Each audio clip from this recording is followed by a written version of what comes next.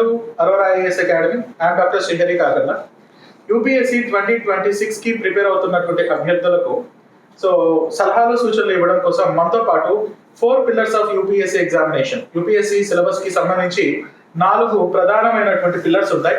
ఈ 4 pillars of UPSC examination మనతో పాటు ఉన్నారు. నేను డాక్టర్ శ్రీహరి కాకర్ల, మీకు జియోగ్రఫీ ఎన్విరాన్మెంట్ ఎకాలజీ హ్యాండిల్ చేస్తాను. మనతో పాటు కిరణ్మయి మేడం ఉన్నారు, ప్రాక్టీసింగ్ అడ్వకేట్. మేడం మీకు పాలిటీ అండ్ గవర్నెన్స్ హ్యాండిల్ చేస్తారు.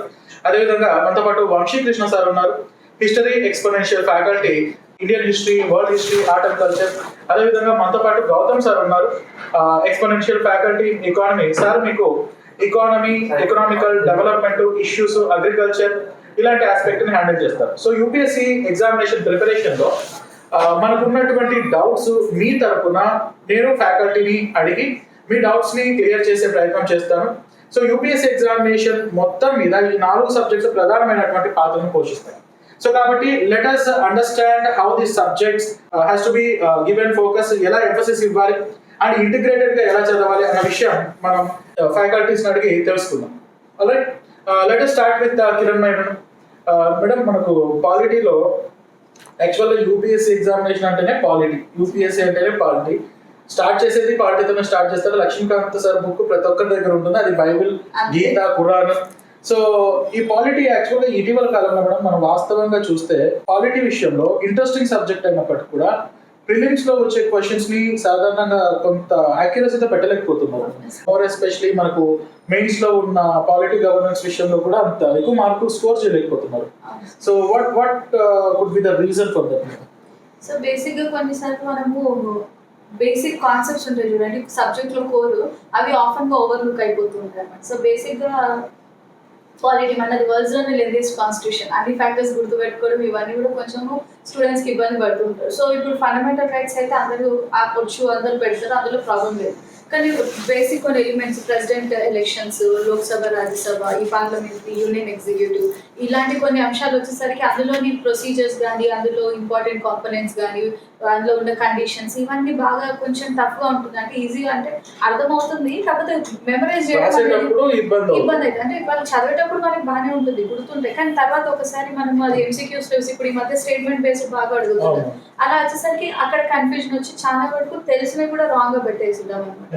ఇప్పుడు సపోజ్ అందరికి ప్రెసిడెంట్ తెలుసు, ఆర్డినెన్స్ అందరికీ తెలుసు, కానీ ఆర్డినెన్స్ కి గురించి అలా స్పాన్ ఏంటిది, ఇట్లా 6 weeks 6 months అయిపోతుంది కన్ఫ్యూజన్. అంటే అది సామాన్యంగా అందరికి తెలిసినవి కూడా కొన్నిసార్లు రాంగ్ పెట్టి వస్తుంటారు. అందుకే అంటే కొంచెం కాన్సెప్షన్ క్లారిటీ ఉండాలి. ఇది అనుకున్నంత టఫ్ కాదు సార్. బేసిక్ గా వన్స్ యూ అండర్స్టాండ్ అంటే ఏంటిది అని తెలిసిపోతే ఈజీ, దాన్ని అంత టఫ్ కాదు, భయపడాల్సింది ఏం కాదు. యాక్చువల్లీ స్కోరింగ్ ఇంకా మిగతా సబ్జెక్ట్ ఒక క్వశ్చన్ అడిగారు madam, who is the protector of the constitution అని. అందరూ ప్రెసిడెంట్ ఓత్ లో ప్రొటెక్ట్ ది కాన్స్టిట్యూషన్ అంటారు కాబట్టి ప్రెసిడెంట్ అంటున్నారు, కానీ supreme court is the right. అట్లా ఏంటంటే ఆ క్లారిటీ మిస్ అవుతుంది, స్టూడెంట్స్ అది మిస్ చేసుకుని చదువుతారు. ఎగ్జాక్ట్లీ సార్, అందరికీ తెలుసు సార్. ఇంత యూపీఎస్సీ వరకు వచ్చారంటే పాలిటీ అంతా వాళ్ళకి ఐడియా ఉంటుంది, చదువుతారు కూడా అంత బాగా. కాకపోతే కొన్ని బేసిక్ కోర్ కాన్సెప్ట్స్ ఉంటాయి చూడండి, అవి కొంచెం ఓవర్లుక్ చేసేస్తారు. అంటే చెప్పలేము, అది కొన్నిసార్లు కాన్ఫిడెన్స్ ఎక్కువ అవడం వల్లనో, లేకపోతే ఇది అడుగుతారా అని అన్నాడు, ఇదేం అడుగుతారులే అని కొన్ని అనుకోవడము, ఈ రకంగా అయిపోయేసి అది ఎస్పెషల్ ఆ స్టేట్మెంట్ బేస్డ్ ఇచ్చేసరికి ఐడెంటిఫై చేయాల్సి వస్తుంది కదా, అక్కడ కన్ఫ్యూజన్ అయిపోయి చాలా వరకు రాంగ్ పెట్టడం అనేది ఒక కాన్సెప్ట్. ఇంకేమైందంటే కొంచెం డైనమిక్ గా మారుతుంది సార్. పేపర్ లో కూడా అన్ని అంశాలు, ఇప్పుడు ఎలక్షన్ కి రిలేటెడ్ లాస్ అని, ఇన్ఫర్మేషన్ కి రిలేటెడ్, రైట్ టు ఇన్ఫర్మేషన్ కి రిలేటెడ్, రైట్ టు ఎడ్యుకేషన్ కి రిలేటెడ్, ఇట్లా పలు అంశాలు అన్ని అడిగేసరికి పిల్లలు లైక్ దే గెట్ కన్ఫ్యూజ్డ్ అనమాట. అసలు ఇప్పుడు ఈ వేరే లెజిస్లేషన్స్ కూడా as a part of subject వాళ్ళు చదువుకోవాల్సి వస్తుంది కదా, ఆ రకంగా వాళ్ళకి కన్ఫ్యూజన్. అంటే పొలిటికల్ డైనమిక్స్ ఈ మధ్య బాగా అడుగుతున్నారు. సో ఇవన్నీ కన్ఫ్యూజన్. మేడం, అంటే ప్రజెంట్ ట్రెండ్ను బేస్ చేసుకుని పాలిటీలో, అంటే నేను యూపీఎస్సీకి స్టార్ట్ అయ్యాను ప్రిపరేషన్. సో అందరూ కూడా మేజర్గా హిస్టరీ, పాలిటీ, జాగ్రఫీ, ఎకానమీతో స్టార్ట్ చేస్తారు. And especially first history and polity. So ఈ trending present past 3-4 years base చేసుకుని ఒక న్యూ స్టూడెంట్కి, న్యూ ఆస్పిరెంట్కి polity core subjects, core concepts కానీ స్టార్ట్ చేయాలి అని అంటే మీరు ఫస్ట్ ఎలా ప్రిపేర్ అవ్వమంటారు? సో ఫస్ట్ బేసిక్స్ అంటే ఐ విల్ సజెస్ట్ దట్ ఏంటంటే ఎన్సీఆర్టీస్ తో మొదలు పెట్టాలి. అంటే ఇప్పుడు కంప్లీట్ ఇప్పుడు బిగినర్ అసలు ఏం తెలియదు అని అనుకుంటారు కదా, ఆ పిల్లలకి నేను ఫస్ట్ ఏం చెప్తాను అంటే ఫస్ట్ దిస్ ఎన్సీఆర్టీస్ నుండి మొదలు పెడితే అది method they will understand about the evolution అనమాట. ఈ making of constitution, historical background, constitutionalism ఏంటిది, ఆ ఫిలాసఫీ ఏంటిది, they need to understand. So preferably I suggest ఏంటంటే ఎన్సీఆర్టీస్ నుండి స్టార్ట్ చేయాలి. అందులో ఈ 11th 12th బాగా గ్రిప్ వచ్చేటట్టుగా చదవాలి.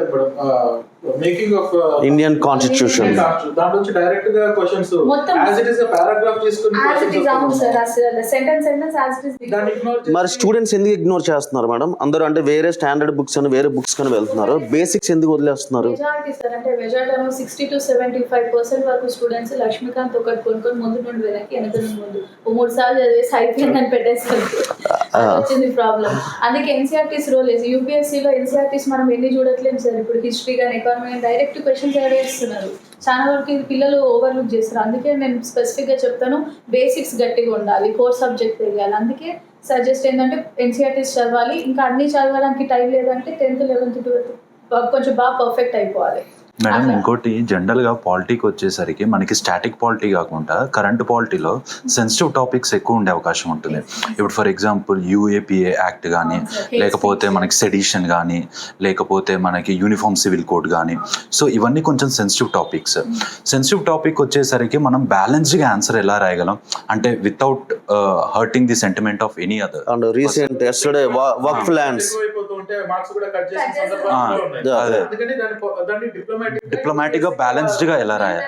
కాబోయే ఐఏఎస్ అయిపోయింది సార్, డిప్లొమాటిక్ అలవాటు అవ్వాలి. సెన్సిటివ్ ఇష్యూస్ అక్కడే సార్. యాక్చువల్లీ ఇలాంటి సెన్సిటివ్ ఇష్యూస్ ఫస్ట్ వాళ్ళకి ఒక ఆస్పిరెంట్ లాగా ఒక ఆఫీసర్ లాగా ఆలోచించాలి సార్. వాళ్ళకున్న పర్సనల్ అభిప్రాయాలు నాకు ఒకటి ఉండుంటది, పర్సనల్ అందరికి ఒక్కొక్కటి ఉండుంటది. మన పర్సనల్ అభిప్రాయం మన దగ్గర వదిలేసుకోవాలి. ఎగ్జామ్ హాల్కి వెళ్ళినప్పుడు ఒక ఆఫీసర్, ఒక రెస్పాన్సిబుల్ ఆఫీసర్, మన చేతిలో ఒక ఫ్యూచర్ ఆఫ్ కంట్రీ ఉంది కాబట్టి ఒక రెస్పాన్సిబుల్ ఆఫీసర్ లాగా ఆ సిచ్యువేషన్, ఆ సెన్సిటివ్ సిచ్యువేషన్ ని ఎంత ఎఫెక్టివ్ గా మేనేజ్ చేస్తారు అనేది అక్కడ సార్. యాక్చువల్లీ అలాంటి దాంట్లోనే మంచి మార్కులు స్కోర్ చేస్తే వాళ్ళకి బెటర్ సర్వీస్ వచ్చే ఛాన్స్ ఉంది. సో టాపిక్ సెన్సిటివ్ ఉన్నప్పుడు మనం న్యూట్రల్ గా ఆలోచించగలగాలి.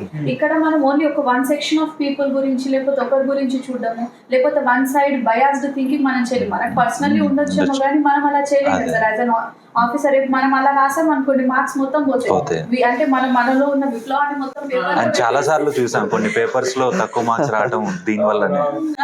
ఇలాంటి ఇష్యూస్ తో అదే సార్, మన లోపల ఎన్ని ఉన్నా కానీ అది మనం ఎగ్జామ్ హాల్ బయట విడిచిపెట్టేసి న్యూట్రల్ గా యూపీఎస్సీ పాయింట్ ఆఫ్ వ్యూలో వెళ్ళాలి. అంటే ఎగ్జామ్ సెంటర్కి వెళ్తున్నాం అంటే మనం ఆఫీస్కి వెళ్తున్నట్టే, మన ఇంటి అట్లానే ఉండాలి.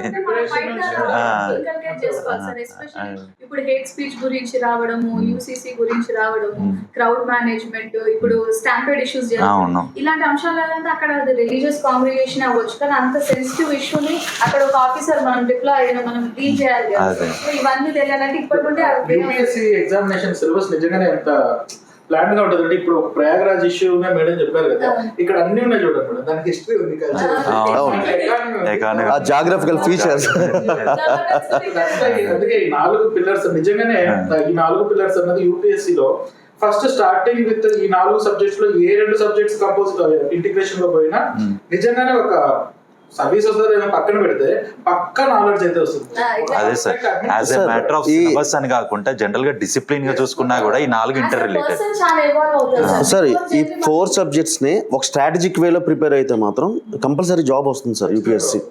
అంటే ఆస్పిరెంట్స్ కొంచెం కాంప్లెక్సిటీ చేసుకుంటున్నారు, అది కొంచెం కాంప్లెక్సిటీ ఎక్కువ అయిపోయింది సార్. ఎక్కువ సోర్సెస్ ఎక్కువైపోయాయి సార్. ఇంతకుముందు ఏంటంటే సోర్సెస్ లేక ప్రాబ్లం, ఇప్పుడు సోర్స్ ఎక్కువైపోయే ప్రాబ్లం సార్. ఇప్పుడు మన కాన్సెప్ట్ ప్రీ క్లియర్ అవడం, మెయిన్స్ క్లియర్ ఎలా ఉండదు, అందరూ పిహెచ్డి చేస్తున్నారు. ఎగ్జాక్ట్లీ స్మార్ట్ గా పోయే ఎగ్జామ్స్ అనేది చాలా పద్ధతిగా తీసుకెళ్ళచ్చు. సిస్టమేటిక్ వేలో చాలా స్టూడెంట్ కి క్లారిటీ తీసుకురావాల్సిన సోర్సెస్ ఇంకా కన్ఫ్యూజ్ చేస్తున్నాయి స్టూడెంట్స్ ని. సోషల్ మీడియా ఎక్కువైపోయింది, యూట్యూబ్ యూనివర్సిటీ ఎక్కువైపోయింది, WhatsApp university. Right sir, right. వాళ్ళు సొంతంగా తీసుకోరు సార్. టాపర్స్ వ్యూస్ ఒక దగ్గర పెట్టుకుంటారు, ఒక్కొక్క ఇన్స్టిట్యూట్ ఇట్లా 10 పెట్టేసుకొని. యాక్చువల్ ఇండివిజువల్ అప్రోచ్ ఏంటనేది ఫస్ట్ గ్రహించగలగాలి. ఇండివిజువల్ స్ట్రాటజీ ఏంటి అని. టాపర్స్ అంటారు, టాపర్స్ కి ఆయన ఓన్ స్ట్రాటజీ ఉంది కాబట్టి టాప్ అవుతారు. ఫాలో అయితే ఎట్లా? ఒక స్ట్రాటజీ ఉంటుంది. ఆఫ్ కోర్స్ కొన్ని ఎలిమెంట్స్ ని ఇంటిగ్రేట్ చేసుకోలే కానీ నీ ఒరిజినాలిటీని సాక్రిఫైస్ చేసుకో. either even in answer writing or even in the preparation or in the mode of preparation, you should not sacrifice the originality which you inculcated from your the graduation and school. Sir mains లో ఇంటర్వ్యూలో ఇవే కదా వాళ్ళు వాళ్ళు check చూసేవి చేస్తారు. కూడా ఇవే కదా. అవును. సో ఇవి వాళ్ళు మిస్ అయిపోయి అందుకునే సార్ సోర్సెస్ 10 years బ్యాక్ నేను కోచింగ్ వచ్చినప్పుడు మా సార్ చెప్పింది ఏంటంటే ఒక సబ్జెక్ట్ 10 books చదవద్దు, ఒక బుక్ ని 10 times రీడ్. అదే ఇప్పుడు కూడా ఇంప్లిమెంట్ చేయాలి సార్. ఇంకా సార్ అది పక్కా. Limited resources multiple revisions. Yes. అది పెట్టుకొని మొత్తం సెల్ఫ్ అంతా నింపేసుకొని లైబ్రరీలో కాదు కదా మనం ఉండేది. లాస్ట్ క్వశ్చన్ మేడం, నేను ప్రిపరేషన్ స్టార్టింగ్ వచ్చినప్పుడు పాలిటీ కాన్సెప్ట్స్ అర్థమయ్యాయి మేడం, బట్ ఈ ఆర్టికల్స్, ఈ షెడ్యూల్స్, పార్ట్స్ వైజ్ నాకు మెమొరీలో ఉండాలంటే కొంచెం డిఫికల్ట్గా అనిపించేది and number of times revise చేయాల్సి వచ్చేది. దీనికి ఏమైనా టిప్స్ చెప్తారా? సో బేసిక్ గా up to directive principles, fundamental duties దాకా ఆర్టికల్ అండ్ కాన్సెప్ట్ ఖచ్చితంగా ఇంపార్టెంట్, అది ఖచ్చితంగా గుర్తు పెట్టుకోవాల్సిందే. అవి ఈజీ కూడా సార్, ఒక 1 to 10 రివిజన్ చేస్తే మనం గుర్తు పెట్టుకోవచ్చు. ఆ తర్వాత ఇప్పుడు కొన్ని ఇంపార్టెంట్ అంశాలు ఆ కాన్సెప్ట్స్ కి అన్ని కొన్ని మోస్ట్ ఇంపార్టెంట్ ఉన్నాయి, లైక్ ఇప్పుడు ఆర్డినెన్స్ కానీ, ఎమర్జెన్సీ కానీ, ప్రెసిడెంట్ ఎలక్షన్, ఇంపీచ్మెంట్, ఇట్లా అలా కొన్ని ఇంపార్టెంట్ ఉన్న వాటికి అవి బాగా ఒక ఆర్టికల్ ఆ నెంబర్ అది గుర్తు పెట్టుకోవడానికి ట్రై చేయాలి. ఇవి ఎలా గుర్తుంటాయంటే సార్, ఒకటి రివిజన్, ఇంకోటి మనం చదువుకుంది అంటే నేను యాజ్ అ పర్సనల్ గా నేను ఫాలో అయిందంటే ఇవాళ నేను చదువుకుంది ఎండ్ ఆఫ్ ద డే అది రఫ్ గా నేను చూడకుండా రాయడం అలా చేస్తుందని. అలా చేస్తే రిటెన్షన్ పవర్ కొంచెం ఓవర్ పీరియడ్ ఆఫ్ టైం పెరుగుతూ ఉంటుంది. అంటే జస్ట్ క్లాస్ విని వెళ్ళిపోతారు కొందరు, క్లాస్ వినేసి వెళ్ళిపోతే అది ఎక్కువ బ్రెయిన్ లో రిటైన్ అవ్వదు. అప్పుడు అగైన్ మళ్ళీ ఎండ్ ఆఫ్ ది డే ఒకసారి రివైజ్ చేయాలి. చూడకుండా రాయాలి. నేను ఖచ్చితంగా చెప్తాను ఏంటంటే యూ షుడ్ రైట్ అన్నమాట. జస్ట్ వినిపోతే సరిపోదు, చదివితే సరిపోదు, చూడకుండా రాయాలి. ఆ రకంగా ఏంటంటే ఎక్కువ సబ్జెక్ట్ ఎక్కువ రోజులు గుర్తుంటుంది, ఆర్టికల్స్ కానీ ఆ కంటెంట్ కానీ ఎక్కువ రోజులు గుర్తుంటుంది. అండ్ మల్టిపుల్ రివిజన్స్, ఇంకా ఎంసీక్యూస్ కూడా చాలా ప్రాక్టీస్ చేయాలి సార్. అలా చేస్తుంటే గుర్తుంటుంది. ఫ్రీక్వెంట్ రివిజన్ ఏది సార్, యాజ్ ఐ సెడ్ ఇది వరల్డ్స్ లెంజియస్ట్ కాన్స్టిట్యూషన్ సార్. అన్ని గుర్తుపెట్టుకోవడం ఆస్పిరెంట్స్ కి ఇన్ని సబ్జెక్ట్స్ లో కష్టమే. రివిజన్ బాగా చేయాలి సార్, ఎంసీక్యూస్ బాగా ప్రాక్టీస్ చేయాలి. So that is the tip sir. అది అలా చేస్తే ఎక్కువ రోజులు గుర్తుంది. Okay madam, thank you sir. So మనకు పాలిటీ తర్వాత మోస్ట్ ఇంపార్టెంట్ వెయిటేజ్ పరంగా తీసుకున్నా సరే ఎక్కువ వెయిటేజ్ ఉన్నటువంటి సబ్జెక్ట్ హిస్టరీ.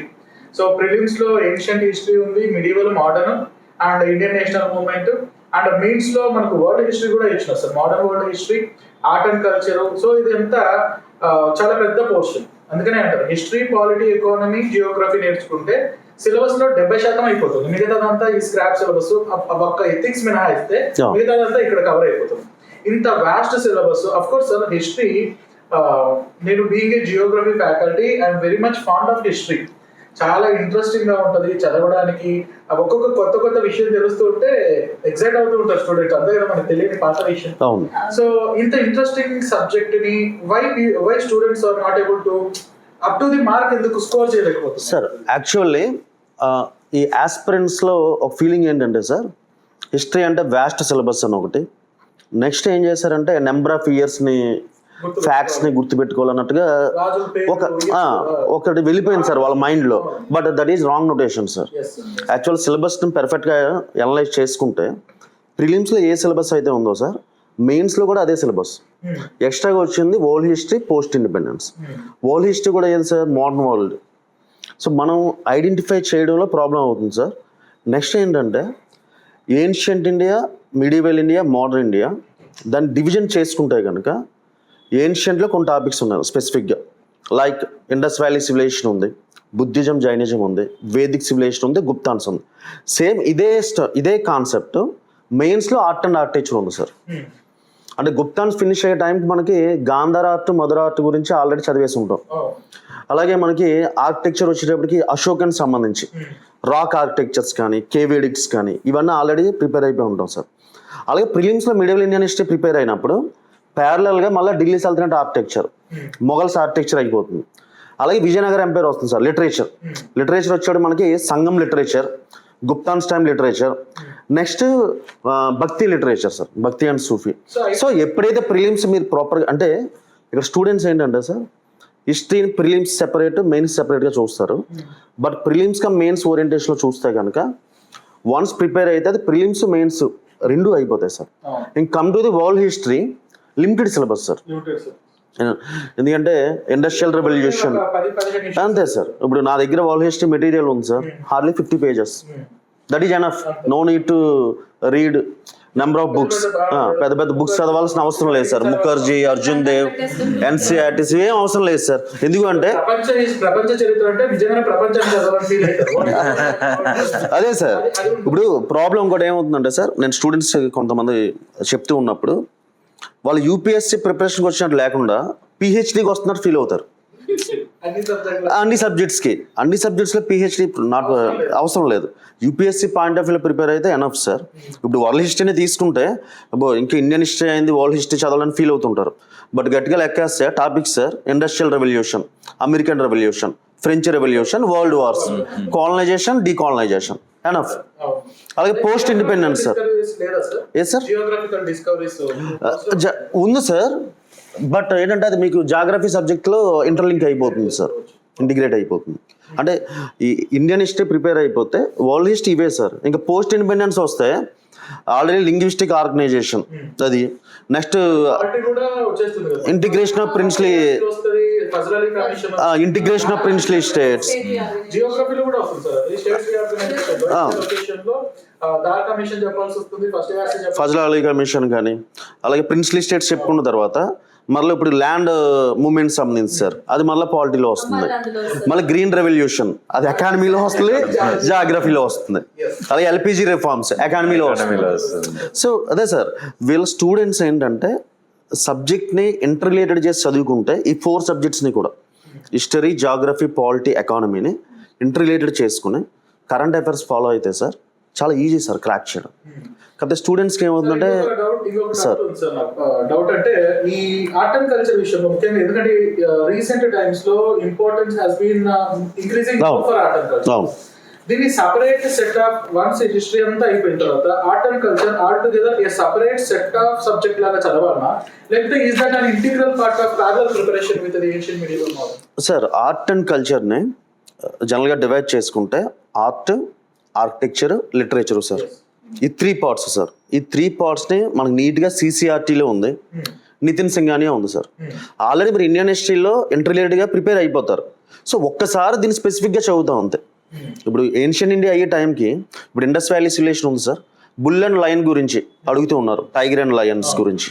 ఓకే, అలాగే town planning, next Vedic civilisation. Buddhism వచ్చేటప్పటికి architecture sir, Gandhara, Mathura architecture. Guptans కూడా అంతే, మనకు టెంపుల్ స్టార్ట్ అయిన architecture Guptans time period. So already చదివిందే మనం ఏంటంటే స్పెసిఫిక్గా నాకు నేమ్ పెట్టుకున్నాం, బట్ ఆల్రెడీ ఇంటర్ రిలేటెడ్గా చదువుకుని వెళ్ళిపోతాం సార్. సో ఆర్ట్ అండ్ ఆర్కిటెక్చర్కి ఎక్కువ వెళ్ళాల్సిన అవసరం లేదు sir. Nitin Singhania book and CCRT. And as usual మన మెటీరియల్ కూడా ఉన్నాయి సార్, ప్రతి సబ్జెక్ట్కి 50-60 పేజెస్ మించి లేదు. Actually that is better sir.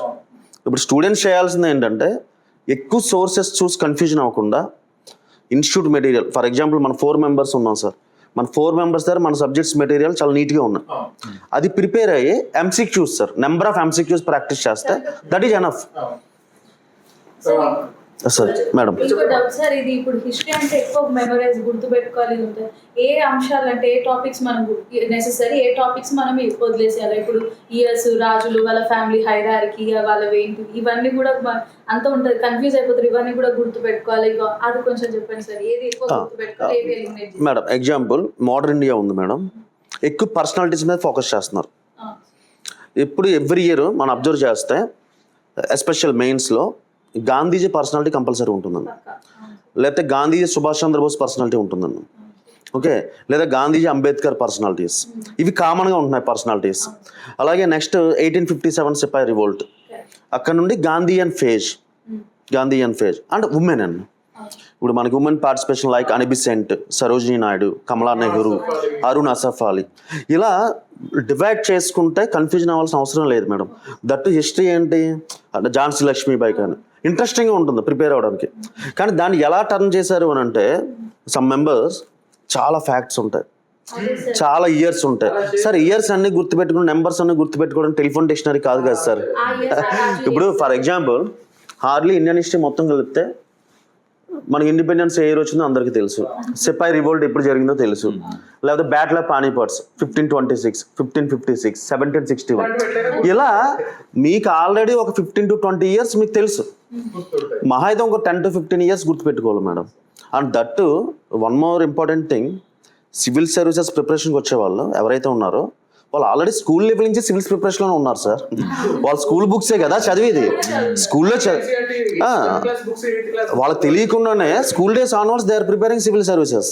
దీనికంటూ special అని కాదు, బట్ మన వాళ్ళు దానికి ఒక రకమైన కాంప్లెక్సిటీని క్రియేట్ చేశారు సార్. దాన్ని నేను అనుకోవడం మన ఇన్స్టిట్యూట్, మన ఫ్యాకల్టీ దాన్ని సింప్లిఫై చేసి వాళ్ళకి ఇలా సిస్టమేటిక్గా ప్రిపేర్ అయితే మీరు definitely you will get rank అని కాన్ఫిడెన్స్ వాళ్ళు క్రియేట్ చేస్తే. కోచింగ్ మన గైడెన్స్ కూడా వాళ్ళకి సబ్జెక్ట్ నేర్పించడానికి కాదు, సర్వీస్ ఓరియంటెడ్, సర్వీస్ కొట్టేట్టుగా మనం ప్లాన్ చేస్తున్నాం. ఇంకా జియోగ్రఫీ సార్ యాక్చువల్గా అదే సార్ మీ సబ్జెక్ట్ మాట్లాడదాం అనుకుంటున్నా. నేను ప్రిపరేషన్కి వచ్చిన టైంలో హిస్టరీ పాలిటీ ఇంట్రెస్టింగ్గా వెళ్ళిపోయాయి సార్. జాగ్రఫీ అంటే నాకు స్టార్టింగ్ ఆ టెక్టానిక్ ప్లేట్స్ ఏంటో, వాల్కలో ఎరప్షన్స్ ఏంటో, నాకు ఆ టెర్మినాలజీ చాలా. చూడండి సార్, ముగ్గురు యూనిఫామ్ గా మేము ఒక సబ్జెక్ట్ గురించి ప్రాబ్లం లేదు. ఓషన్ కరెంట్స్ అనేవారు సార్, నాకు అర్థమైంది. మీకు క్వశ్చనింగ్ చేస్తున్నట్లే సార్, అటాక్ చేస్తున్నట్టుంది. వచ్చి నడి కొడితే కొండ వస్తాయంటే నాకు అర్థమయ్యేది కదా సార్. బేసికలీ బయాలజికల్ బ్యాక్గ్రౌండ్ నాకు అర్థమయ్యేది కదా. పలకలు అంటే ఏంటి, వాటర్ ప్లేట్స్ ఎక్కడ కిచెన్ లో ఉంటాయి, ఇక్కడ ప్లేట్స్, ఓషన్ కరెంట్స్ అంటే లాగే ఈ టెన్షన్ ఎక్కువైపోయింది సార్ నాకు. దీంట్లో ఏమైందంటే రకరకాల రెఫరెన్స్ బుక్లన్నీ తెచ్చుకొని చదివి దాన్ని ఇంటర్ప్రిట్ చేసుకొని అర్థం చేసుకున్నాను sir. After that I really feel that Geography is such a beautiful subject. ప్రతి పాయింట్ లోను, ప్రతి వర్డ్ లోను ఒక రేషాలిటీ ఉంటుంది. ఏదో అంటే వేరే సబ్జెక్ట్స్ నేను ఏమి కించపరచట్లేదు, కానీ జియోగ్రఫీ విషయంలో మాత్రం ఒక రీజన్ ఉంటుంది సార్. ఇక్కడ అర్త్క్వేక్ వచ్చింది అంటే దానికి ఒక కారణం ఉంటుంది. అండ్ ఇక్కడ భూకంపం వచ్చింది, ఈ భూకంపం 7.5 రిక్టర్ స్కేల్ దాటిందంటే దానికి ఒక రీజన్ ఉంటుంది. ఎందుకు మియాన్మార్ లో ఈ మధ్య ఎందుకు అక్కడే భూకంపం వచ్చిందంటే దానికి ఒక రీజన్ ఉంటుంది. ఇక్కడ రాదు అంటే నిజంగానే దానికి ఒక రీజన్ ఉంటుంది. So geography is a mix of humanities and the sciences. అందుకనే geography is often referred as mother of all subjects. ఎందుకంటే ఇప్పుడు రాజులు వస్తారు, వాళ్ళు ఏదో కొట్టుకుంటారు, వాళ్ళు ఏదో రెవల్యూషన్ సృష్టిస్తారు. ఎక్కడ జరగాలి? భూమి మీద జరగాలి. అదే సార్, ఇప్పుడు ఒక హిస్టరీ ఆ కింగ్స్ బాగా రూల్ చేశారు, వాళ్ళ టైంలో బాగుంది అని అంటే జాగ్రఫికల్ ఫీచర్స్ సార్. ఇప్పుడు మగధ ఎందుకు పవర్ఫుల్ అయ్యింది అని అంటే because of geographical factors. Geographical factors మీరు క్లాస్ లో కూడా చెప్తారు కదా sir. Because of the fertile landform, ఒక వైపు నుండి గంగా రివర్, పై నుండి కోసి రివర్, సౌత్ నుండి సోన్ రివర్, అందుకనే దాన్ని జలదుర్గం అని అంటారు, Pataliputra. So that is because of the river. అదే సార్, జాగ్రఫీ ఫీచర్స్ ఫేవరబుల్ గా ఉంటేనే అక్కడ ఎకానమికల్ గా బాగుంటుంది. ఇన్ఫాక్ట్ వార్స్ కూడా జాగ్రఫీ రీజన్ ఉంటది కదా సార్. పానిపట్ గుర్తుందో లేదా 2015 మెయిన్స్ ఎగ్జామినేషన్ లో why most of the battles were fought in Panipat అని అడిగారు. Actually the entry point to the Indian territory. దాన్ని కొల్లగొట్టాలి అంటే ముందు దాన్ని కంట్రోల్ చేయాలి. సో అట్లా జియోగ్రఫీ చదవడం వలన హిస్టరీ బాగా హిస్టరీ ఎకానమీ అర్థం చేసుకోవడానికి చాలా హెల్ప్ అవుతుంది sir. Not only just as a subject, as a discipline, marks కోసమే కాకుండా మిగతా సబ్జెక్ట్స్ ని అర్థం చేసుకోవడానికి ఇది హెల్ప్ అవుతుంది. అందుకనే సాధారణంగా కొంతమంది బాగా తెలివైన students they start subjects with Geography and history. చాలా క్లోజ్ కనెక్షన్ ఉంటుంది రెండు సబ్జెక్ట్స్ కి. సో అలా జియోగ్రఫీ అన్నది అంటే నా సబ్జెక్ట్ కాబట్టి నేను లేదు సార్. నాకు ప్రిపరేషన్ టైంలో ఆ జాగ్రఫీ టెక్నాలజీకే సగం భయం వేసింది సార్. తర్వాత అలానే gradual NCERTs number of times prepare అయ్యాను. కానీ సార్ అండ్ దట్టు ఇప్పుడు ఈ మినరల్స్ ఇవన్నీ ఇన్ఫర్మేషన్ గుర్తుపెట్టుకోవాలి కదా సార్. ఎలా అది యాక్చువల్లీ మినరల్ డిస్ట్రిబ్యూషన్ అంటే జనాలు అంటే not only minerals, actual minerals కావచ్చు, ఫారెస్ట్ కావచ్చు, ఫారెస్ట్ రిసోర్సెస్ కావచ్చు, దీనికి జనాలు ఎక్కువ ఎందుకు భయపడుతుంటారు అంటే ఇప్పుడు మినరల్స్ ఉంటాయి. India is having so much of minerals. Indian geographical formation, geographical age is 3900 to up to recent times. దాదాపుగా 4000 మిలియన్ సంవత్సరాల చరిత్ర ఉంది ఇండియాకే. అందులో పెనిన్సులార్ ఇండియాకే 4000 మిలియన్ సంవత్సరాల చరిత్ర ఉంది. మనం గుర్తుపెట్టుకోవడం సింప్లీ ఇంపాసిబుల్, అసాధ్యం. కాకపోతే ఎకనామికల్ పర్స్పెక్టివ్ లో ఏ మినరల్స్ ఇండియన్ ఎకానమీకి ఫేవరబుల్ గా ఉన్నాయి, మన దగ్గర బాగా దొరికి దీని ద్వారా ఇంటర్నేషనల్ గా మనం డామినేట్ చేయగలిగే మినరల్స్ ఏమున్నాయి, ఇండియన్ ఎకనామికల్ సెటప్ ఇన్ఫ్రాస్ట్రక్చర్ కి ఫేవర్ అయ్యే మినరల్స్ ఏమున్నాయి, అవి ఒక్కో స్టేట్ లో ఒక్కొక్క మైండ్ ని గుర్తుపెట్టుకుంటే ఒక 4 గుర్తుపెట్టుకుంటే చాలా సార్, పెద్ద కష్టమేం కాదు. మన పేర్లు గుర్తుపెట్టుకుంటే ఫ్రెండ్స్ పేర్లు అలాంటి కూడా. సో కాకపోతే కొంత ఫెమిలియర్ గా అప్పుడప్పుడు నేను అంటూ ఉంటాను, సో మన కొన్ని నిమోనిక్స్ అప్పుడప్పుడు యూపీఎస్సీ అంటే గుడి గుర్తులు పెట్టుకోకూడదు ఇలా అంటుంటారు, కానీ పెట్టుకోవాలి సార్ కొన్ని సందర్భాలు. అవును. ఆ ప్రిలిమ్స్ టైంలో నువ్వు ఈ లోపల మైండ్ లో ఎలాంటి గుడి గుర్తులు పెట్టుకుంటే మాకెందుకు, యూపీఎస్సీకి ఎందుకు అంటే స్కోర్ రావాలి అంతే. కాబట్టి అవే హిట్ సార్, అవి చెప్పరు ఎవరు. అంటే స్మార్ట్ వర్క్ అంటారు. మళ్ళీ స్మార్ట్ వర్క్ అంటే ఏంటో ఎవరికి తెలియదు. స్మార్ట్ వర్క్ అయితే చెప్పకుండా లోపల కుట్రపూరితంగా చదవడమే స్మార్ట్ వర్క్. సార్ అంటే రీసెంట్గా అంటే చూసాను సార్, ఈ ఇన్స్టాగ్రామ్ రీల్స్, యూట్యూబ్ షార్ట్స్ బాగా చూసి పీపుల్కి బాగా పేషెన్స్ తగ్గిపోయిందండి. ఇప్పుడు యూపీఎస్సీ లాంటి ప్రిపరేషన్కి వస్తే ఉండాల్సిందే పేషెన్స్ కదా, దాన్ని ఎలా ఓవర్కమ్ చేయాలి? సార్ ఇప్పుడు నిజంగానే సార్ మీరు అంతా షార్ట్స్ ఇన్స్టంట్ బటన్ సిండ్రోమ్ అంటాం. ఇన్స్టంట్ వంటలు చేసిన ఇన్స్టంట్, ఎంటర్టైన్మెంట్ అయినా కానీ యూపీఎస్సీ ఇన్స్టెంట్ లో తీసుకురావాలి కదా సార్. సొల్యూషన్స్ ఉండవు సార్. కాకపోతే వెబ్ సిరీస్ లాగా కాకుండా అంటే సినిమా లాగా కాకుండా ఒక షార్ట్ మూవీ లాగా ప్రిపరేషన్ చేసుకోవచ్చు. ఓకే. ఇన్స్టా యూపీఎస్సీ ప్రిపరేషన్ ఉండదు, కానీ ఒక షార్ట్ మూవీ యూపీఎస్సీ ప్రిపరేషన్ అయితే చేయొచ్చు. ఓకే. ఎలా అంటే ఇర్రెలవెంట్ ఏరియాస్ ని ఎలిమినేట్ చేయడం first and foremost. Key areas ఏమైతే ఉన్నాయో అవి ఫస్ట్ దాన్ని ఫోకస్ చేయాలి సార్, ఎందుకంటే అది it will give you foundation. Later you can construct, దాని మీద ఇల్లు కడతావా, డూప్లెక్స్ హౌస్ కడతావా అన్నది నీ ఇష్టం. ముందు ఫౌండేషన్స్ పడాలి. ఈ ఫౌండేషన్స్ విషయంలో మాత్రం దాన్ని కొంచెం షార్ట్ టైం చేయొచ్చు, కొంచెం ఇన్స్టాగా దాన్ని ఇన్స్టా కాకపోయినా. అదే సార్, ఎందుకు ఈ డౌట్ అడిగానంటే స్టూడెంట్స్ లో ఏంటంటే అంత ఇన్స్టెంట్ అన్నట్టుగా మారిపోయారు. ఇప్పుడు కానీ యూపీఎస్సీకి అది అవ్వదు కదా. ఆన్సర్ రైటింగ్ లో కూడా అట్లా తయారైనా సార్. ఒకరిని చూసి ఒకరు మొన్న ఒక answer UPSC mains answers evaluate చేస్తూ ఉంటే దాంట్లో ఆన్సర్ లో ఎథిక్స్ ఇవాల్యుయేట్ చేస్తున్నా సార్. ఆన్సర్ ఏం లేదు దాంట్లో, ఆన్సర్ ఏం లేదు, మొత్తం అంతా మైండ్ మ్యాప్స్, 4 యారోస్, ఇది ఆన్సర్ ఫ్లో షార్ట్స్. అసలు ఆన్సర్ అంటే నువ్వు ఒక ఆన్సర్, ఒక ఇంట్రడక్షన్, ఒక స్ట్రక్చర్ ఏదది, నువ్వు ఊరికి పాయింట్స్ రాస్తే నేను ఏమనుకోలే ఆ పాయింట్స్ ని.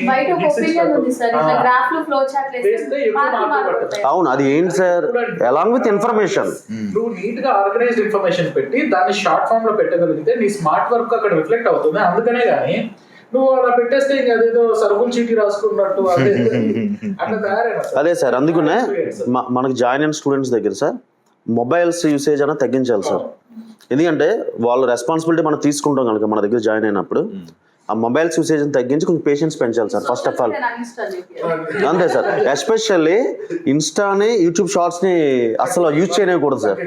ఇది ఇక్కడ రెండు ప్రాబ్లమ్స్ సార్. మీరు చెప్పినది ఇన్స్టంటేనియస్, ఆ ఇన్స్టంటేనియస్ లో కూడా అబద్ధం, ఫేక్. దానివల్ల మూడ్ స్వింగ్స్ అవుతూ ఉంటుంది సార్. దగ్గరికి వెళ్ళి మెడిసిన్ ప్రిస్క్రిప్షన్ తీసుకున్న తర్వాత మేము గూగుల్లో సెర్చ్ చేసి ఈ మెడిసిన్ ప్రిస్క్రిప్షన్ టీచర్ దగ్గర కూడా తీసుకొస్తే టీచర్ కూడా అలానే ఉంటుంది. మనం we try to deliver more and they are getting into some kind of synopsis లేకపోతే ఇన్స్టెంట్ మెటీరియల్. నేను మొన్న చూసిన సార్, 2 సముద్రాలు ఇట్లా కలుస్తూ ఉంటే ఇది పెసిఫిక్ మహాసముద్రం, ఇది అట్లాంటిక్ మహాసముద్రం, ఈ వాటర్ బ్లూ గా ఉన్నాయి, ఈ వాటర్ బ్లాక్ గా ఉన్నాయని ఇన్స్టాగ్రామ్ లో రీల్ చూసినాను. ప్రపంచంలో సముద్రాల విభజన ఎక్కడా లేదు. Global ocean is one water body. For the sake of understanding మనం దాన్ని పెసిఫిక్ గా డివైడ్ చేస్తాం. ఎక్కడ చెక్ పోస్ట్ ఉంటుంది చెప్పండి, కామెంట్ లో పెట్టినా మళ్ళీ సరే నన్ను ఎందుకు ట్రోల్ చేస్తారని డివైడ్ చేస్తున్నా కానీ, లేకపోతే how can you divide, there is no geographical boundaries between the oceans. ఇదంతా చూస్తే స్టూడెంట్ కి ఏమనుకుంటాడు, బాగా చెప్తున్నాడు అని ఫాలో అవ్వడం స్టార్ట్ చేస్తారు. అదే సార్, రాంగ్ నోటేషన్ వెళ్ళిపోతున్నారు. మిస్లీడ్ చేయడం చాలా ఈజీ సార్, రైట్ గైడ్ చేయడం చాలా misconceptions sir. So that's why మనం చాలా ఆర్గనైజ్డ్ గా స్టూడెంట్స్ కి మనం అందుకనే we are not only concerned with how many marks he is getting, how much content he has been understanding, we are also concerned with in what way he has been approaching.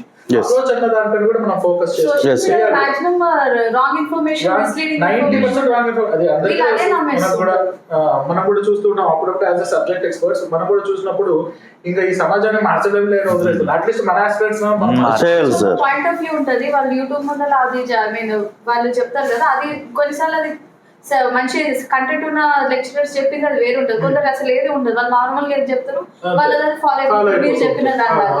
In fact మాతో కూడా జరిగింది sir. మేము prepare అయ్యే టైంలో ఏదో some news ఛానల్లో random ఏమంటారు common sense లేని న్యూస్ ఒకటి, సింధు నాగరికండ ముందు 2000-3000 సంవత్సరాల ముందే మనకి ఇంకో సివిలైజేషన్ అనేది ఉంది అన్నట్టు ఒకటి వచ్చింది. మేము వెళ్ళి సార్ అడిగాను, సార్ మీరు ఇట్లా ఫస్ట్ సివిలైజేషన్ లేకపోతే ఫస్ట్ ఎస్కవేటెడ్ సివిలైజేషన్ అంటున్నారు, మరి న్యూస్ ఛానల్లో ఇంకా అంటే చూడు ఇటు పంపించారు అంటే మిమ్మల్ని ఎవరు ఫాలో అవ్వమంటున్నారు సార్ ఇంకో ప్రాబ్లం ఉంది సార్, హిస్టరీతో ఇంకో ప్రాబ్లం వచ్చింది సార్ నాకు. జనరల్గా హిస్టరీ అంటే మన యూపీఎస్సీ పాయింట్ ఆఫ్ వ్యూలో చెప్పిన వెళ్ళడం అలవాటు కదా. కొంతమంది ఏం చేస్తున్నారంటే సార్, హిస్టరీ అంటే స్టోరీస్ అనుకుంటున్నారు. వచ్చి అక్బర్ జోధాబాయ్ స్టోరీలు, అశోకన్ లవ్ స్టోరీస్, ఈ మూవీస్ కూడా ఎక్కువ mislead చేస్తున్నాయి. ఇవి ఎక్స్పెక్ట్ చేసి మన సబ్జెక్ట్ చెప్తే వాళ్ళకి నచ్చట్లేదు సార్. అవును ఆ స్టోరీస్ చెప్తే ఓకే, ఆ స్టోరీ చెప్పిన సార్ మొత్తం ఇన్ఫర్మేషన్ తెలుసు. యూపీఎస్సీలో అడుగుతాడా సార్? హిస్టరీ అంటే స్టోరీ అనుకుంటున్నారు వీళ్ళు. బాగా నీట్ గా సైడ్ ట్రాక్ చేసి ఇక్కడ నుండి క్వశ్చన్ అడుగుతుంది, అందరు ముందు అదే UPSC wanted to be right person. They don't want you to be hard worker, ఏదో స్మార్ట్ పర్సన్ అవసరమా, ఎలా సెలెక్ట్ చేసుకోవాలన్నది చాలా కేర్ఫుల్. మన క్వశ్చన్స్ చూస్తే ఎంత బాగుంటాయి సార్ యూపీఎస్సీ. సార్ యూపీఎస్సీ వే పర్ఫెక్ట్ సార్, దానికి మనం అడ్జస్ట్ అవ్వాలి అంతే. దాన్ని అడ్జస్ట్ అంతే, వాళ్ళు మనం చూసి అడ్జస్ట్ అవ్వరు కదా సార్. అట్లా. సో ఇది జాగ్రఫీకి ఎన్వైరన్మెంట్ ఇవన్నీ కాంప్లెక్స్ టాపిక్స్, ప్రాపర్ ఒక రిసోర్స్ కానీ మెటీరియల్ లేక చాలా కన్ఫ్యూజన్ వస్తుంది. మీరు as a beginner geography, ecology, environment ఇవి ఎలా మొదలు పెట్టాలి, అది ఎట్లా వాటి అప్రోచ్, రిసోర్సెస్ కొంచెం. మేడం జియోగ్రఫీలో మెటీరియల్స్ విషయానికి వస్తే మేడం ఎన్సీఆర్టీస్ అందరు చాలా మంది అవాయిడ్ చేయమంటూ ఉంటారు. బట్ ఎన్సీఆర్టీస్ అవాయిడ్ చేయొచ్చు ఎప్పుడు అంటే క్లాస్ లో గనక ఎన్సీఆర్టీ బేస్డ్ డిస్కషన్ కూడా సార్ చేస్తే నువ్వు అవాయిడ్ చేయొచ్చు. కానీ చాలా మంది సూర్యుడు, సన్ను అలాంటివి ఏం చెప్పరు. సూర్యుడు అంటే ఎర్రగా ఉంటాడు, సూర్యుడు మండుతూ ఉంటాడు అని చెప్పరు. ఎందుకంటే they expect that when you come to the UPSC examination he expect that you know at least సూర్యుడు ఆర్ చంద్రుడు. కానీ అవి కూడా తెలియకపోతే, అవి చెప్పకపోతే మన ఫ్యాకల్టీ మీరు ఎన్సీఆర్టీసీ చదవాలి. అట్లీస్ట్ 8వ తరగతి నుంచి అయినా చదవాలి. అంతకుముందు 6, 7వ తరగతిలో ఏమక్కర్లేదు. కనీసం 9th నుండి 8th, 9th నుండి చదివితే సరిపోతుంది. మన క్లాసెస్ లో అయితే నేను ఖచ్చితంగా 100% నేను ఎన్సీఆర్టీసీ చెప్పను మేడం, సిఫారసు చేయను. ఎందుకు చేయనంటే నేను కవర్ చేస్తున్నా కదా, నేను కష్టపడి మీరు కష్టపడి, నేను ఆల్రెడీ కష్టపడి ఎన్సీఆర్టీ నుండి బేసిక్ 6th క్లాస్ ఎన్సీఆర్టీ నుండి అడ్వాన్స్డ్ సవీందర్ సింగ్ వరకు, బేసిక్ నుండి మాజిద్ హుసేన్ కూలర్ సర్ వరకు అప్డేటెడ్ బుక్స్ అన్ని నేను చెప్తాను. Updated content, current affairs integrate చేసి చెప్తాను. ఇంకా బయట మళ్ళీ స్టూడెంట్ కష్టపడాల్సిన అవసరం లేదు. రెండో విషయం ఎన్విరాన్మెంట్ వచ్చేటప్పటికి మేడం, ఎన్విరాన్మెంట్ కి అందరూ ఒక బాగా బయట ఫేమస్ అయిన ఒక బుక్ చదువుతూ ఉంటారు. చదువుకోండి, no problem. But biodiversity, wildlife, conservation, ecology, environment, climate change పైన వచ్చే questions 12th NCERT biology book లో 11, 12 చాప్టర్స్ నుంచి వస్తున్నాయి విషయం తెలిసి మర్చిపోతున్నారు.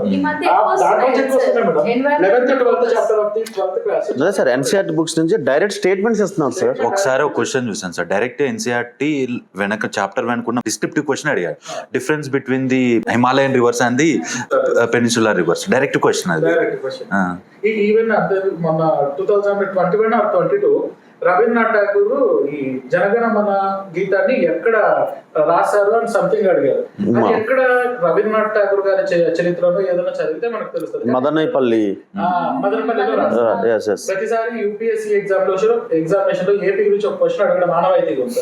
ఆ సంవత్సరం అది అడిగారు. మొన్న తర్వాత grand canyon of Penna river ని బేస్ చేసుకుని అడిగారు. ఆ రవీంద్రనాథ్ ఠాగూర్ క్వశ్చన్ జనగణమన అని మనకు ఫస్ట్ నేషనల్ యాంథమ్ ఇస్తారు కదా, ఎన్సీఆర్టీ క్రింద ఒక లైన్ వేసి చిన్న అక్షరాలు డిస్ప్లే అంటే చూడండి sir, NCERT how much importance అన్నది. దానికి చాలా మంది నాకు తెలిసిన వాళ్ళు ఉన్నారు మహానుభావులు, ఎన్సీఆర్టీ చదవకూడదు, స్టేట్మెంట్ ఎన్సీఆర్టీ చదవకూడదు, ఆ స్టేట్మెంట్ లోనే నెగిటివిటీ మళ్ళీ ఇంకో కన్ఫ్యూజన్ క్రియేట్ చేస్తారు sir. Old NCERT, new NCERT sir, దీని మీద ఒక క్లారిటీ ఇవ్వండి సార్. నేను వచ్చినప్పుడు 10 years బ్యాక్ ఓల్డ్ ఎన్సీఆర్టీసీ అన్నారు, మరి ఇప్పుడు న్యూ ఎన్సీఆర్టీస్ ఓల్డ్ అయ్యి ఉంటాయి కదా, ఇప్పుడు ఏం ప్రిపేర్ అవ్వాలి? అదే అంటున్నారు సార్.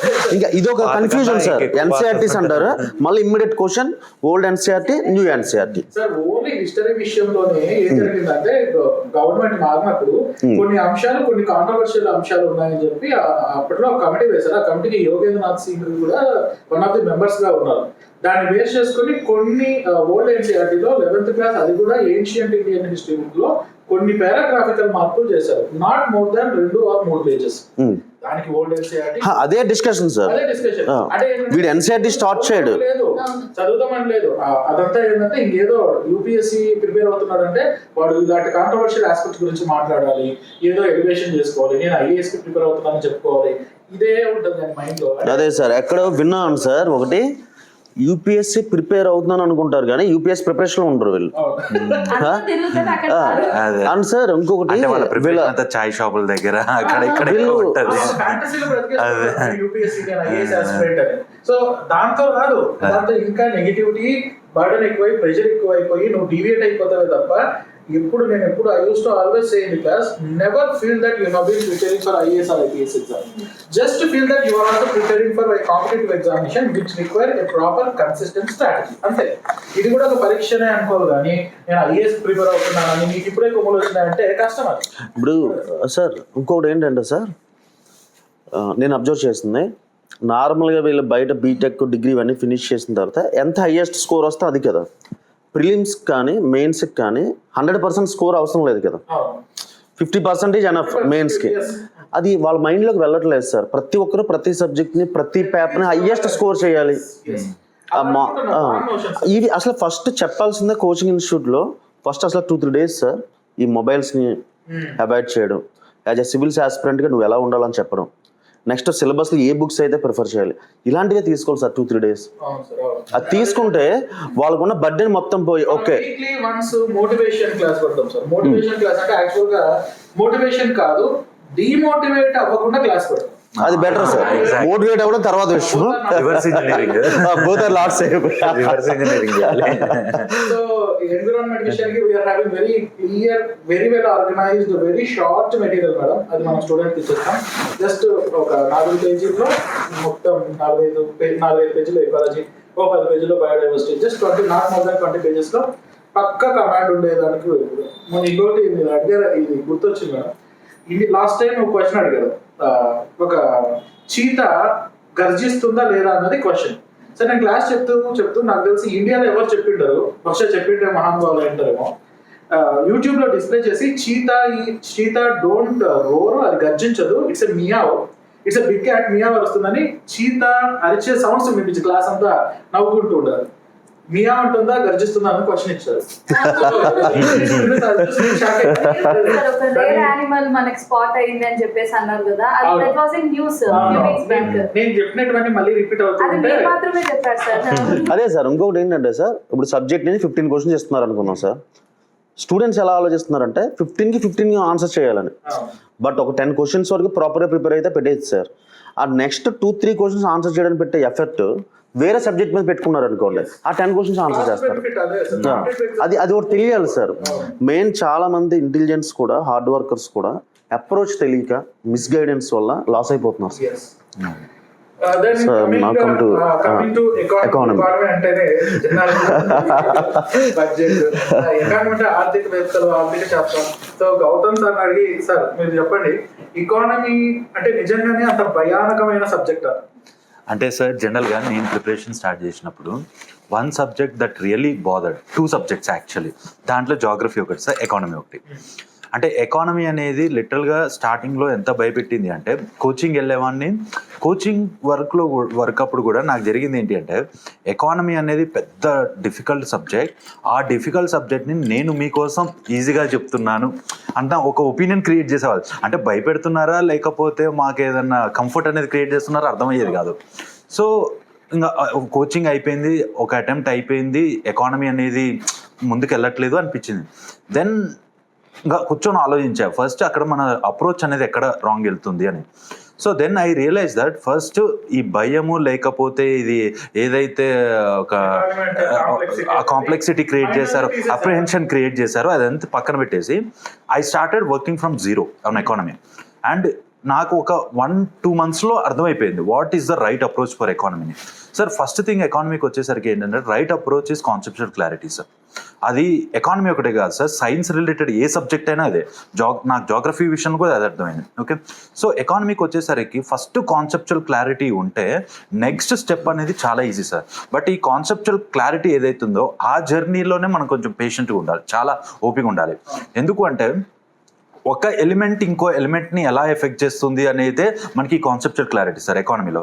ఎకానమీకి వచ్చేసరికి చాలా వరకు డైనమిక్ సబ్జెక్టే ఉంటుంది, బట్ స్టాటిక్ కాన్సెప్ట్ ఉంటే ఆ డైనమిక్స్ అనేవి ఈజీగా మనం గెట్ ఆన్ అవ్వచ్చు. ఇప్పుడు ఫర్ ఎగ్జాంపుల్ సార్ ఇన్ఫ్లేషన్ అనే టాపిక్ ఉంది.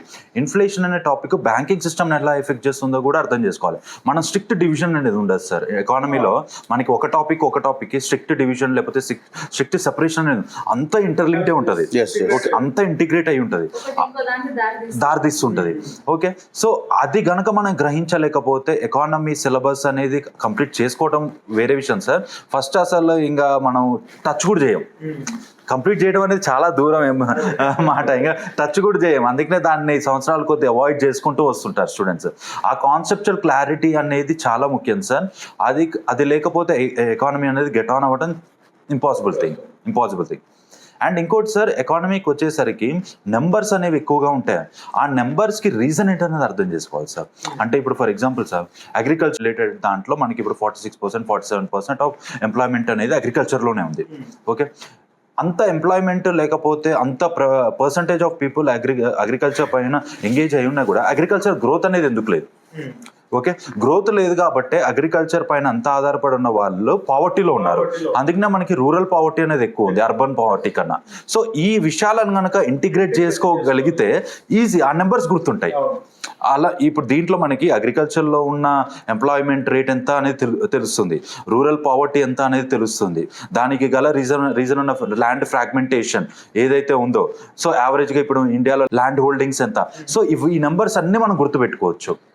అంటే డేటా ఫిగర్ లాగా కాకుండా దాంట్లో ఉన్న ఇంటెన్సిటీ గుర్తుపెట్టుకో. అవును, 47% of the population still dependent on agriculture అంటే India is agricultural dependent economy. But coming to the GDP దాని కాంట్రిబ్యూషన్ లేదు అన్న విషయము ఇక్కడికే మనకి డిస్గైజ్డ్ అన్ఎంప్లాయ్మెంట్ అనే కాన్సెప్ట్ వస్తుంది. పర్టికులర్ ల్యాండ్ పైన ఎక్కువ మంది వర్క్ చేయటం డేటా చాలా వాటికి దారితీస్తుంది. అది ఇంకొకటి సార్, ఎకానమీ విషయంలో ఎకనామిక్ సర్వే అంటేనే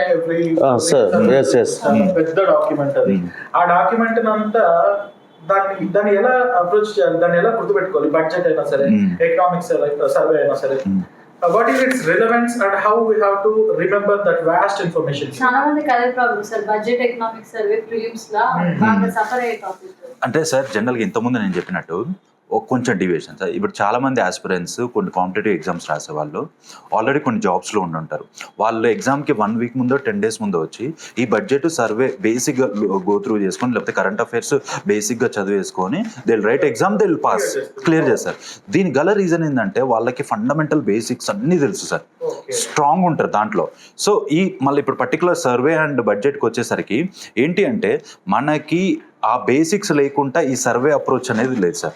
సర్వే బడ్జెట్కి వచ్చేసరికి ఇంతకుముందు మనం మాట్లాడుకున్నట్టు నెంబర్ బేస్డే ఎక్కువ వెళ్తారు. ఏ సెక్టార్కి ఎంత అలొకేట్ చేశారు, లాస్ట్ ఇయర్ ఎంత అలొకేట్ చేశారు, ఇయర్ ఎంత అలొకేట్ చేశారు, ఇదంతా ఓకే. బట్ ఆ అలొకేషన్ గల రీజన్ ఏంటి? ఇప్పుడు ఫర్ ఎగ్జాంపుల్ సార్, మనకి అగ్రికల్చర్ తాలూకు అలొకేషన్ అనేది పెరుగుతుంది అంటే ఎందుకు పెరుగుతుంది అనేది అర్థం చేసుకోవాలి. ఆ వై అనే రీజన్ అండ్ వాట్ అనే రీజన్ తెలుసుకోకపోతే ఎందుకు అనేది మనం అర్థం చేసుకోలేం సార్. అండ్ ఇంకోటి మనకి సర్వే వచ్చేసరికి, survey is nothing but the performance of the Indian economy in the last year. అదే ఎజెండా లాస్ట్ ఫైనాన్షియల్ ఇయర్లో పర్ఫార్మెన్స్ ఎలా ఉంది అని చెప్పడమే. సో పర్ఫార్మెన్స్ ఎలా ఉంది అనే దాంట్లో మనం బిట్ అనలిటికల్గా వెళ్ళాలి. బిట్ ఫ్యాక్చువల్ కన్నా ఫస్ట్ బిట్ అనలిటికల్గా వెళ్ళాలి.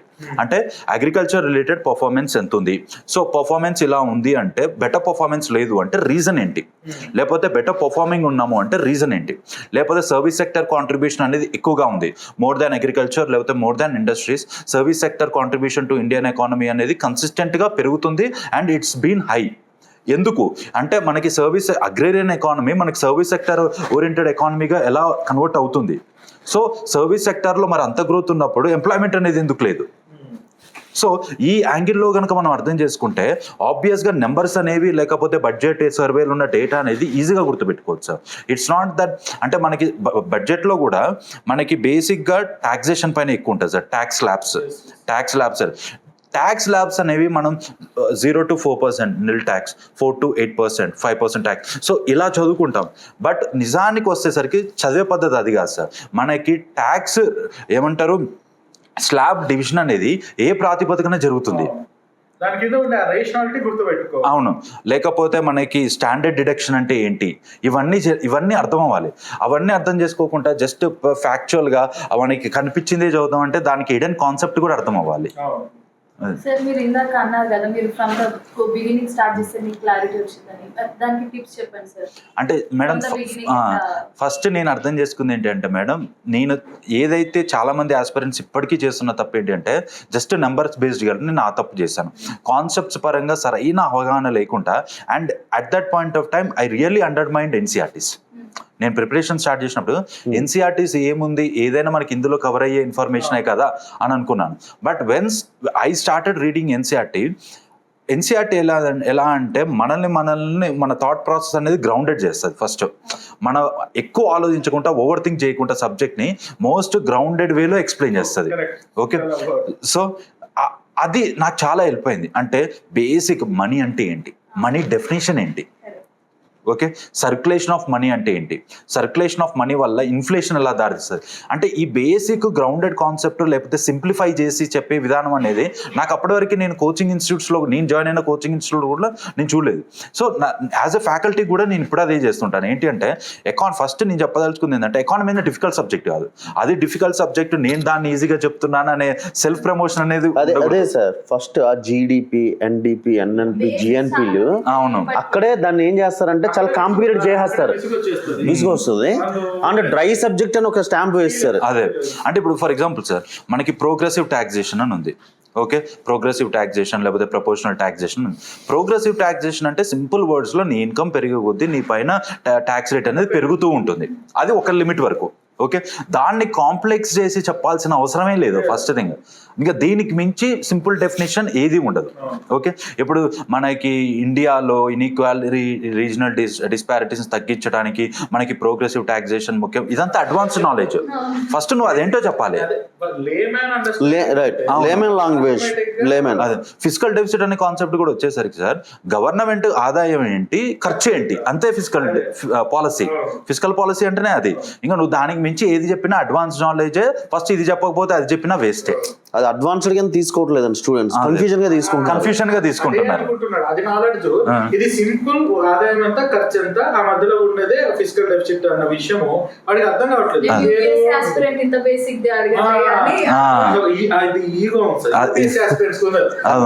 వాళ్ళకి ఇవ్వండి, మీరు ఏదైనా గ్రూప్ 2 లాగా ఏదైనా బిట్స్ లాంటిది ఇవ్వండి, యూపీఎస్సీ వాడిని నేను పక్కన ఇస్తాను, వాటి దగ్గర అవే బిట్లనే పారాగ్రాఫికల్ మార్క్స్ ఇస్తుంటారు విషయం. సమ్ టైమ్స్ సార్ మనకి గ్రూప్ 1 గ్రూప్ 2 క్వశ్చన్స్ కూడా మోస్ట్ అడ్వాన్స్డ్ క్వశ్చన్స్ ఉంటాయి, అండ్ అవి వాడు గ్రహించలేదు. ఆ పేపర్ నేను డీల్ చేయటం ఏంటి, there is no difference between a group 1 group 2, so it is all about the maturity level of the understanding. అవును, సో అలా సబ్జెక్ట్ ఎంత లెవెల్.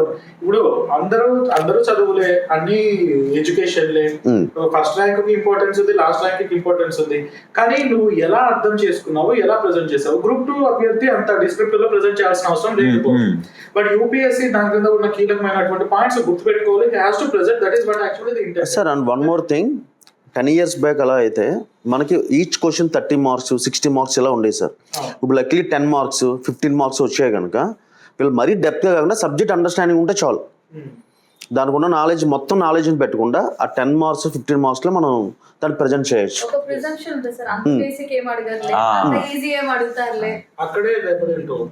అండ్ ఇంకోటి సార్, ఎకానమీలో ఫండమెంటల్గా నేను స్టార్టింగ్లో అర్థం చేసుకుంది, there are 3 words sir: production, distribution and consumption. Okay, ఒక వస్తువు తయారీ, ఆ వస్తువు తాలూకు పంపిణీ, మళ్ళీ ఆ వస్తువుని ఎలా కన్జ్యూమ్ చేస్తుంది, కన్జంప్షన్ ప్యాటర్న్స్. ఈ 3 అర్థం చేసుకుంటే ఎకానమీ సిలబస్ అనేది మొత్తం కంప్లీట్ సార్. ఎందుకంటే ఒక కంపెనీ నుంచి ఒక గుడ్ మార్కెట్లోకి వస్తుంది అంటే ఆ కంపెనీలో ఎంప్లాయ్మెంట్ ఉన్నట్టు. ఓకే, సో ఎంప్లాయ్మెంట్ ఉంది అంటే వాడు ట్యాక్స్ కడుతున్నట్టు. సో ట్యాక్స్ అనేది it's revenue to the government. Okay, మళ్ళీ కన్జంప్షన్ ఉంది అంటే మార్కెట్లో డిమాండ్ ఉంది అంటే వాడు ఆల్రెడీ ఇంకో దగ్గర వర్క్ చేస్తున్నట్టు, ఎవరైతే కస్టమర్ ఉన్నారో లేకపోతే ఎవరో. ఓకే, అతను కూడా స్పెండింగ్ అనేది ఉంది. సో ఎంప్లాయ్మెంట్ లేని చోట పావర్టీ అనేది ఉంటుంది. పావర్టీ ఉన్న చోట గవర్నమెంట్ వెల్ఫేర్ స్కీమ్స్ అనేవి ఎక్కువ ఉంటాయి. వెల్ఫేర్ స్కీమ్స్ ఎక్కువ ఉన్న చోట గవర్నమెంట్ మీద బర్డెన్ ఉంటుంది, అదే రెవెన్యూ ఎక్స్పెండిచర్. సో ఈ ఫండమెంటల్ బేసిక్ మ్యాప్ లేకపోతే ఫ్లో చార్ట్ అనేది అర్థం చేసుకోకపోతే ఇంకా ఎకానమీ అనేది సింప్లిఫికేషన్ ఉంటుంది సార్, సింప్లిఫై అవ్వదు. ఓకే, అంటే ఇక్కడ మనకి వెల్ఫేర్ కోసం స్పెండ్ చేసే మనీ మనం ఎర్న్ చేసే మనీ కన్నా ఎక్కువ ఉంది అంటే డెఫిసిట్. సో మళ్ళీ మన అక్కడికి వచ్చేసరికి బారోయింగ్స్ అనే కాన్సెప్ట్ వస్తుంది. సో ఈ ఫండమెంటల్ ఫ్లో చార్ట్ అనేది అర్థం చేసుకోవాలి సార్. అంటే అన్ని ఇంటర్లింక్ అని ఒకటి మనం థాట్ పెట్టుకోవాలి, డిఫరెన్స్ అనేది లేదు అని ఒక థాట్ పెట్టుకోవాలి first thing. So economy subject లో అది ఇంటర్లింక్, కానీ ఈ వీడియోలో అన్ని సబ్జెక్ట్స్ ఇంటర్లింక్. ఇప్పుడు ఫర్ ఎగ్జాంపుల్ ఎల్పిజి రిఫార్మ్స్ వచ్చింది అనుకో సార్, మీ జాగ్రఫీలో ఉంటది, మేడం పాలిటీలో ఉంటది, సార్ హిస్టరీలో కూడా ఉంటది, ల్యాండ్ రిఫార్మ్స్ కూడా అంతే సార్. అందరి చారిత్రక నేపథ్యం time of independence, IndiGo cultivation ఎక్కువ, దట్ ఇస్ చంపారన్ సత్యాగ్రహం and high yielding varieties program, how green revolution is successful and how much contributed to the economy and the అదే సార్, ఆ పర్టికులర్ టాపిక్ ని ఏ పేపర్ లో అడుగుతున్నారు అన్నది గ్రహించి ఆ పేపర్ పరంగానే ఆన్సర్ రాయాలి. మన జాగ్రఫీ నాలెడ్జ్ ఎకానమీలో పెట్టద్దు. స్టోరీ బట్ ఈ 4 సబ్జెక్ట్స్ నాలెడ్జ్ ఎస్ఏలో రాయొచ్చు, ఎథిక్స్ లో పెట్టచ్చు. అందుకనే that is the reason why there is no separate preparation card for essay. This is, if you are comfortable in these areas, if you are having command in these areas, general essay is a cakewalk for you. Yes. So this it's a very good discussion. Hey, students చాలా ఉపయోగపడుతుంది. So like Sai Kumar అన్న dialogue గుర్తొస్తుంది, కనిపించే 3 సినిమాలు principal అయితే ఇక్కడ కనిపించే 4 సినిమాలు యూపీఎస్సీకి సర్వీస్ కి ప్రతిరూపం. Nice sir, nice, well quote. So UPSC 2026 sir ఇంకోటి sir, sorry for intervening, subject specific కాకుండా there are 1-2 questions which I have sir. First thing ఏంటి అంటే మనకి ప్రిలిమ్స్కి వచ్చేసరికి ఇయర్లీ కట్ ఆఫ్ అనేది తగ్గిపోతూ ఉంది sir. Is it completely a CSAT factor or మనకి జిఎస్ అనేది ఇంకా కష్టంగా చేయడం జరుగుతుందా? సార్ రెండు కూడా జరుగుతున్నాయి. సీసాట్ అన్నది ఒక డిఫికల్ట్ ఎలిమెంట్ లాగా, కొరకరాని కొయ్య అంటారు చూడండి. రెండోది జిఎస్ లో కూడా yes, that is the quality of the questions, the way of asking the questions. Earlier we are having the trend of how many of the statements are which of the following statement is right or wrong, only one, only two ila adigam. Ippudu how many of the statements are wrong, how many statements are true అని అడుగుతున్నారు. అంటే ఏంటంటే నీకు concept ఉంటే సరిపోదు, you should have the analytical skills and the reasoning of solving the test. So solving the test with the help of content is one aspect, and solving the test with the help of reasoning is another aspect, which is an add-on. Recently UPSC has been utilizing a lot. That is the reason why many of the directors and the faculties also felt that the elimination technique has been eliminated by UPSC. So now you need a complete conceptual clarity. It does not mean that you have to perform research. విజ్ఞాన ప్రదర్శన ఉండకూడదు sir, ఏం వస్తుంది అన్న ఆ క్లారిటీని అర్థం చేసుకుంటే చాలు. అందుకని ఎర్లియర్ ఏం చదవాలన్నది ఇంపార్టెంట్, ఇప్పుడు ఏది వదిలేయాలనేది important. So with the help of the resources we are providing, and based on the classes we have been giving in our classroom coaching, student will get a complete organization. So అతను preparation లో ఏం చేయబోతున్నాడు, down the line 2026 జనవరిలో నా position ఏంటి అన్న విషయం ఇప్పటికే మనం మైండ్ లో ఎక్కించేస్తాం. It's kind of contagious classes. మన క్లాసెస్ అన్న క్లాసెస్ కాదు, ఇది ఒక ఇన్ఫెక్షన్. సో మన సబ్జెక్ట్ ఇన్ఫెక్షన్ ఇచ్చేస్తాం వాడికి, అది రగులుకుంటూ న్యూక్లియర్ చైన్ లాగా సర్వీస్ పెట్టేందుకు తీసుకెళ్తుంది. This is how I'm feeling and I'm very crystal clear about our coaching programme. And మీ 3-tier మోడల్ కూడా చాలా బాగుంది సార్. ఫస్ట్ సబ్జెక్ట్స్ మీద మనం క్లారిటీ ఇప్పించడం, తర్వాత పీవైక్యూస్ ప్రాక్టీస్ చేయించడం, ఆ అనలిటికల్ స్కిల్స్ ఇంప్రూవ్ చేయడం, ఇదంతా కూడా ఒక చాలా బాగుంది సార్ మోడల్. ఎంటర్టైన్మెంట్ గా పోతుంది సార్. అంటే నేను ప్రిపేర్ అవుతున్నాను అన్న భావన ఉండదు, ప్రిపరేషన్ ఎంజాయ్ గా ఉంటుంది ప్రిపరేషన్. రైట్. అంటే చాలా మందికి ఇప్పటికి కూడా మా ఫాదర్ వీళ్ళు ఇప్పటికీ పేపర్ చదువుతుంటారు సార్, న్యూస్ పేపర్. ఎందుకంటే అప్పుడు అలవాటైంది, అంటే it has become their life style, ఒక లైఫ్ లో ఒక భాగం అయిపోయింది పేపర్ చదవటం. అది పేపర్ చదవడం అన్నది ఇంపార్టెంట్, కానీ డైలీ రిచువల్ లాగా ఉండాలి. ఎడిటోరియల్ పేపర్ల నుంచి అతికించుకోవడాలు ఒకప్పుడు రీసోర్సెస్ లేనప్పుడు మనకు. నేను అట్లనే మొన్న ఒక స్టూడెంట్ అడిగితే, సార్ ఎవ్రీడే ఎడిటోరియల్ చదువుతున్నా సార్, ఆల్మోస్ట్ 1 year అంటే ఒక ఎడిటోరియల్ టైటిల్ చెప్పాను గుర్తులేదు, ఒక ఎడిటోరియల్ కాన్సెప్ట్ గుర్తులేదు, దేనికి చదివావు, ఎందుకో చదవమన్నారు చదివారు. ఎప్పుడు సార్ ఎడిటోరియల్? నువ్వు ఎడిటోరియల్ చదివి ఎడిటోరియల్ ఒపీనియన్ నువ్వు గ్రహించి అది ఆన్సర్ లో పెడతావు. ఆల్రెడీ వాళ్ళు ఒపీనియన్ ఇస్తున్నారు సార్, దాన్ని మనం క్యాచ్ చేయాలి. ఒక్క పాయింట్ వేరియేషన్ ఉంటుంది సార్, ఒకే ఒక పాయింట్. ఆ ఒక్క పాయింట్ కోసం రోజుల తరబడి అలా చదవాల్సిన అవసరం లేదు. Now we are having adequate resources, just organise, simplify the understanding the essence of the resources is పట్టుకో అదే. And that's why we are very clear about our UPSC 2026 long term programme sir. So మన UPSC 2026 కి long term programme అన్నది ఈ 2025 April నుండి start అవుతుంది. So ఈ UPSC coaching programme అన్నది 1 సంవత్సరం కాదు, దాదాపుగా next mains examination 2026 mains examination వరకు, అంటే నెక్స్ట్ వచ్చే సెప్టెంబర్ అక్టోబర్ వరకు కూడా ఈ యూపీఎస్సీ 2026 ప్రోగ్రామ్ ఉంటుంది. ఇందులో మీకు కోచింగ్ క్లాసెస్ ఉంటాయి, టెస్ట్ సిరీస్ ఉంటాయి, మెటీరియల్ ఉంటుంది, వీక్లీ టెస్ట్లు ఉంటాయి, పర్సనాలిటీ డెవలప్మెంట్ ఉంటుంది, పీస్ మోటివేషనల్ క్లాసెస్ ఉంటాయి. అండ్ యూపీఎస్సి కోచింగ్ అంటే ఒక ఏదో ఖర్చుతో కూడినటువంటి ఒక బర్డెన్ కోచింగ్ లాగా మీరు ఫీల్ అవ్వకుండా, సో ఇప్పుడు చూసిన ఈ 4 పిల్లర్స్ తో పాటు ఇంకొన్ని ఆర్చెస్, డూమ్స్ కూడా మనకు ఉన్నాయి.